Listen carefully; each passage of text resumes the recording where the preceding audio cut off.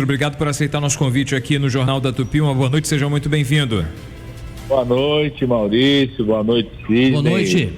Sempre uma honra poder conversar com vocês. Estamos aqui no Rio de Janeiro, anunciando novas ações do Ministério da Saúde para melhorar a saúde da população. Para a gente começar a conversar, eu queria saber a respeito desse acordo de cooperação técnica que foi assinado. A gente está acompanhando aí ao longo dos últimos meses, até com a última gestão da ministra Anísia Trindade, houve a transferência aí de gestão dos hospitais, de alguns hospitais, de algumas unidades federais para a Prefeitura do Rio de Janeiro. Enfim, um novo modelo de gestão. Como vai se dar essa gestão agora envolvendo o Hospital da Lagoa e o Instituto Fernandes Figueira, que faz parte do guarda-chuva da Fiocruz? Exatamente isso. O governo federal, o Ministério da Saúde, tem hospitais federais, cada um com uma característica diferente. Então a gente tem uma solução específica para cada um deles. No caso do Instituto Fernandes Figueira, que é um hospital de referência da saúde materna e infantil, da saúde da mulher, das crianças, uma referência nacional, tem uma característica específica que ele pode ampliar o atendimento dele. Isso pode reforçar o atendimento do Hospital da Lagoa. Então, o acordo que nós firmamos hoje é exatamente esse: como que você pode garantir o aproveitamento da estrutura do Hospital da Lagoa, mantendo atendimentos que o Hospital da Lagoa já faz, mas ampliando com alguns atendimentos que só o Instituto Fernandes Figueira faz. Por exemplo, você poder ter no SUS, aqui no Rio de Janeiro, atendimento para o tema da saúde reprodutiva, que é fertilidade, que é algo que as mulheres procuram na clínica privada. Você poderia ter essa oferta no Sistema Único de Saúde para a população do Rio de Janeiro. Tratamento de doenças raras, você tem um centro especializado de doenças raras que afetam muitas crianças, famílias, pelo SUS. Você tem mais procedimentos de cirurgias de bebês recém-nascidos que precisam às vezes fazer uma cirurgia cardíaca, uma cirurgia da parte neurológica. Você poder ter ampliação disso ali no Hospital da Lagoa, porque hoje é feito no Instituto Fernandes Figueira, sobretudo cirurgias neurológicas, mas você pode fazer com volume muito maior.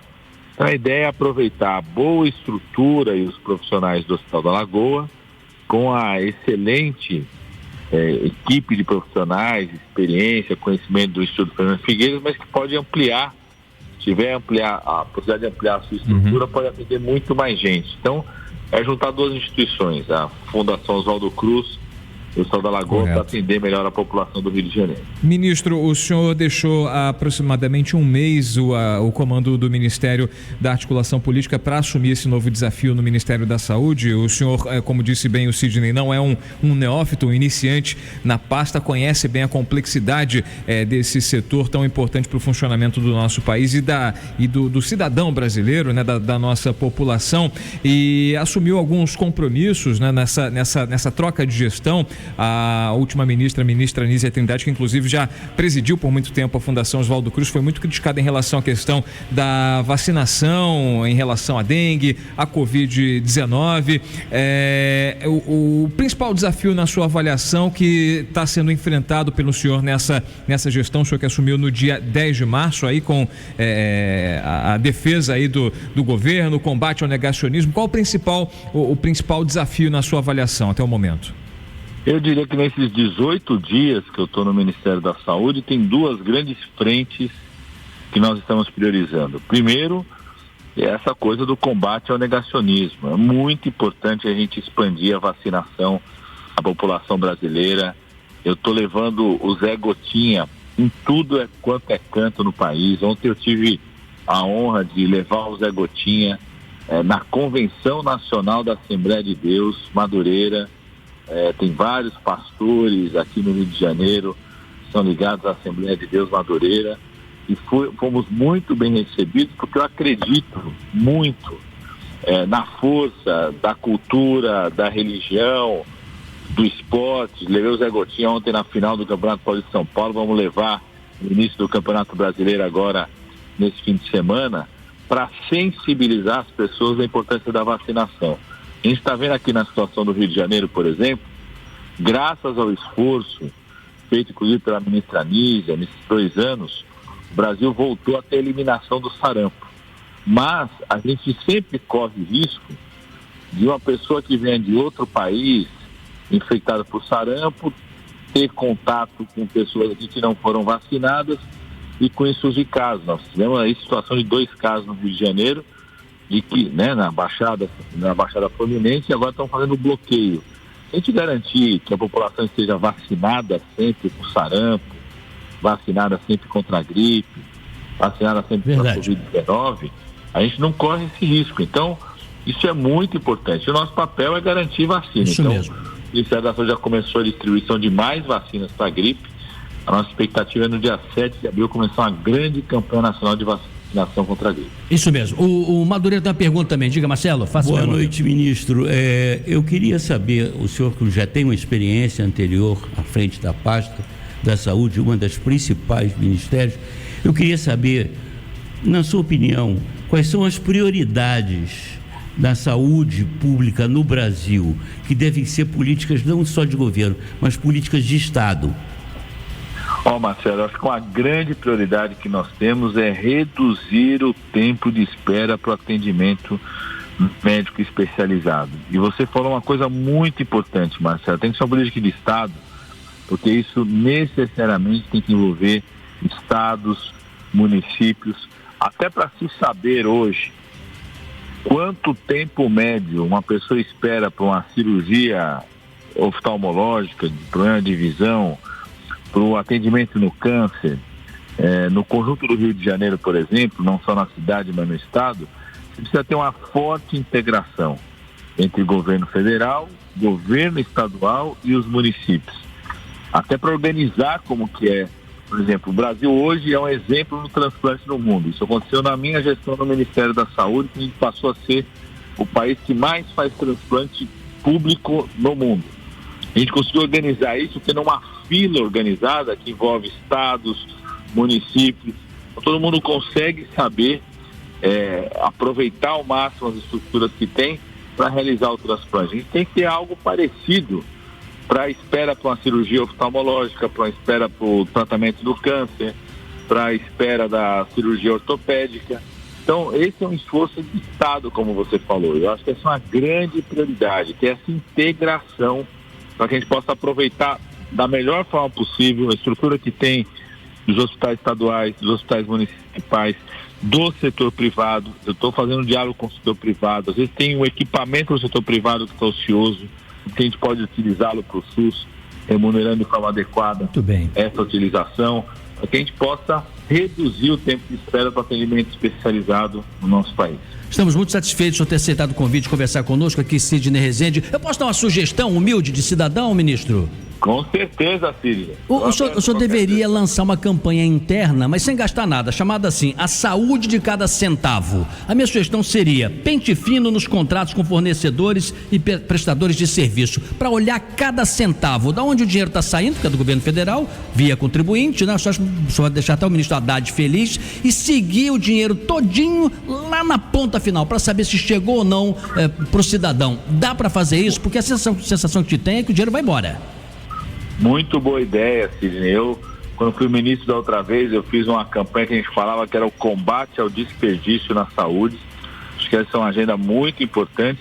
Inclusive, hoje a gente pode usar a tecnologia para isso, né? Na época, eu tinha que usar uma carta. Eu recebi uma carta de correio, cada cidadão que tinha uma cirurgia registrada, ele recebia uma carta, ele falava, foi feita a cirurgia mesmo, se foi bem avaliado. Hoje a gente pode inclusive usar a tecnologia, o Zap, o aplicativo Meu SUS Digital do Ministério da Saúde para fazer isso. Muito boa ideia, vamos assumir isso com um grande compromisso. Maurício, mais uma pergunta sua. Ministro, a gente queria saber em relação ao governo federal. A gente está vivendo um momento em que é necessário muito diálogo em relação aos projetos do governo. O senhor estava até pouco tempo atrás à frente do Ministério da Articulação Política, foi substituído pela ministra Gleisi Hoffmann. Na sua avaliação, o momento do governo federal em relação à questão da popularidade, enfim, o desempenho do senhor à frente da saúde pode ser fundamental para a retomada da questão da popularidade que anda em baixa do governo federal? Mais do que a popularidade, a determinação do presidente Lula é a gente entregar aqueles compromissos. Então, fazer as coisas acontecerem, é o ano da colheita. Então, eu vou trabalhar muito para que o presidente Lula tenha muito a dizer de entregas para a população. Por exemplo, o Farmácia Popular, né? Garantimos agora a medicação gratuita no Farmácia Popular. As mulheres que estão ali no cadastro único do Bolsa Família poderem ter acesso na Farmácia Popular ao absorvente, inclusive da menstruação, que é algo que custa muito para as mulheres. Você garantir a fralda geriátrica, está garantindo na Farmácia Popular. Então, o meu papel é, sobretudo, garantir essas entregas. Mais do que estar preocupado com a popularidade, é atender a população brasileira. Não tem dúvida nenhuma que a saúde é uma área muito importante e o presidente Lula tem nos dado a determinação da gente fazer essas entregas. Ministro, para encerrar aqui, o senhor nos deu até mais tempo do que poderia, né? E a sua assessoria foi muito clara que só tínhamos 10 minutos, mas realmente para fechar. Estamos aí em meio a um processo histórico que envolve o ex-presidente Jair Bolsonaro, o seu staff mais próximo, outros também passarão por uma análise judicial no Supremo Tribunal Federal. O senhor acha que estas instabilidades, por envolverem gente tão importante e graúda da República, que até bem pouco tempo estavam no poder, pode trazer intranquilidade para o equilíbrio da administração pública, inclusive da sua pasta esse ano?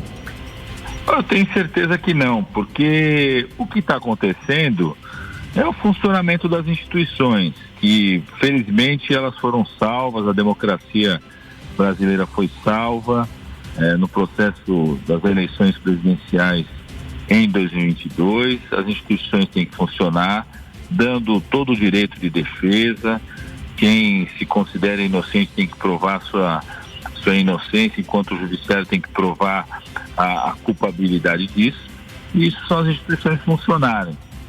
Eu acho que, inclusive, o ex-presidente Bolsonaro, em relação à saúde, já foi julgado pela própria população brasileira, tudo que ele fez na período da pandemia, de fazer campanha contra a vacina. Essa semana, eu fiz uma verdadeira ambulanciata, né? Reforçamos mais a distribuição de ambulâncias do SAMU, fortalecendo o atendimento do SAMU, enquanto ele fazia a motociata, né? Então, essa coisa de fazer motociata já foi julgado do ponto de vista da história pela população brasileira. O que tem agora é um julgamento, que ele tem todo o direito, tem que ser dado a ele todo o direito de defesa, mas não pode se questionar do papel das instituições brasileiras, do papel do judiciário brasileiro. E acho que isso vai acontecer de forma muito tranquila, porque as instituições brasileiras foram salvas e a gente evitou um golpe nesse país. Muito bem, esse é o ministro da Saúde, Alexandre Padilha. O Madurelli lembrou bem aqui, ele não foi perguntado nada sobre médicos, os profissionais de saúde. Para fechar, Madurelli, faça a última pergunta então para o ministro. Ministro, o que o senhor pretende fazer, quais são seus planos junto à classe médica, justamente aos médicos, que são a interface, né, entre o Ministério, o governo, né, e o paciente, né? O que o senhor pretende fazer para melhorar as condições de trabalho dos médicos, a questão de equipamentos, de material? O senhor tem algum plano nesse sentido? Acho que são duas vertentes. De um lado, fazer esse esforço de melhorar a estrutura de trabalho. O acordo que nós firmamos hoje com a Fiocruz, Instituto Fernandes Figueira, Hospital da Lagoa, vai exatamente nesse sentido, melhorar a estrutura de trabalho, os equipamentos para a atuação dos médicos. E, ao mesmo tempo, eu tenho uma grande preocupação sobre a qualidade da formação médica hoje no nosso país. Então, junto com o Ministério da Educação, nós vamos ter uma grande ação de avaliação permanente da qualidade da formação médica do país. Eu visitei hoje a PUC do Rio de Janeiro, tem um projeto que eu achei muito interessante da PUC do Rio de Janeiro, da criação de uma escola médica na PUC do Rio de Janeiro, mas uma escola médica com excelência, com qualidade, colocando os médicos, os estudantes para aprenderem na realidade do Rio de Janeiro, na unidade básica da Rocinha, no Miguel Couto, tem unidade lá na região amazônica da PUC do Rio, ou seja, conhecer a realidade e com excelência na formação. Então, eu estou muito preocupado com a qualidade da formação médica no nosso país. A gente precisa de um programa permanente de avaliação dessa qualidade. Muito bem, conversamos com o ministro da Saúde, Alexandre Padilha, e daqui para frente vamos ter essa oportunidade de trazer grandes entrevistados, quando possível ao vivo, também aqui no estúdio, para aproximar da população quem decide de fato, quem manda, como diz aqui o Madureira, muitas vezes conversamos, quem verdadeiramente manda e toma decisões, isso é importante. Ministro, obrigado pela entrevista e uma boa volta para o senhor no retorno para Brasília. 18h47. Um grande abraço, Sidney, Maurício, Marcelo.